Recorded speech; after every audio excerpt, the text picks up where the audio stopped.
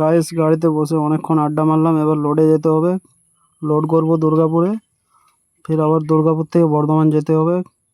কি কষ্ট এখানে গাড়ি ঘোরাতে, অনেক লম্বা গাড়ি না, হালকা কষ্ট হবে।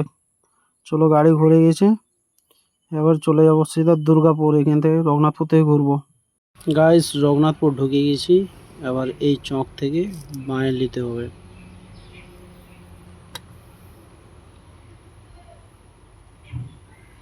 বাঁয়ে নেওয়ার পর সিধা শালতোড়া, শালতোড়া থেকে আবার ডাইনে নিতে হবে। চলতেই থাকলাম, এখন দেখতে থাকো। গাইস গাড়ি চালাতে অনেক ঢোল লাগছিল আমাকে, চোখ লেগে যাচ্ছে, এমন ঢুলছি বোঝা যাচ্ছে না। গুটকা ছিল, সে একটা বাহার মুখে নিলাম। ফির আবার জর্দাটা দেখতেই পাচ্ছ তোমরা।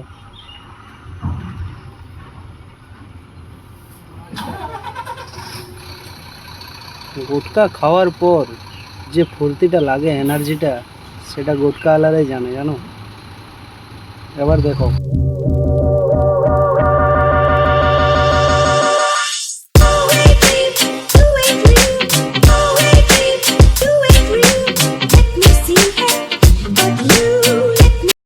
শালতোড়া ঢুকে গেলাম। এই বাঁ দিকের রাস্তাটা চলে যাচ্ছে মধুকুন্ডা, আর এই ডাইন দিকের গাইস দেখতে পাচ্ছ, এই বাঁ দিকের রাস্তাটা চলে যাচ্ছে মেজিয়া, আর যেটাতে আমরা যাচ্ছি এটা তো যাওয়া যায় বাঁকুড়া। এটা ঘাঁটি রাস্তা সিধা, দেখতে পাচ্ছ গাইস। ঘাঁটি রোড থেকে বাঁ দিকে নিলাম, সেই জঙ্গলের মধ্যে সিধা চলে যাবে। এটাও মেজিয়ার রাস্তা, এটাও মেজিয়া যায়। দেখতে পাচ্ছ গাইস, এই সিধা রাস্তাটা চলে যাচ্ছে মেজিয়া হয়ে রানীগঞ্জ।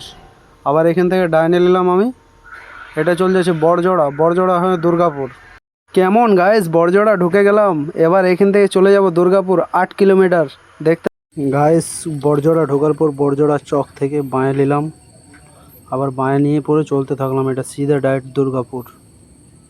দেখতেই পাচ্ছ তোমরা, দুর্গাপুর ব্রিজ ঢুকে গেলাম।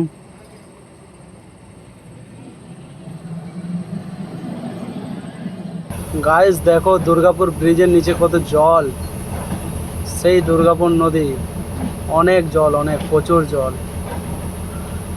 তাহলে কেমন গাইস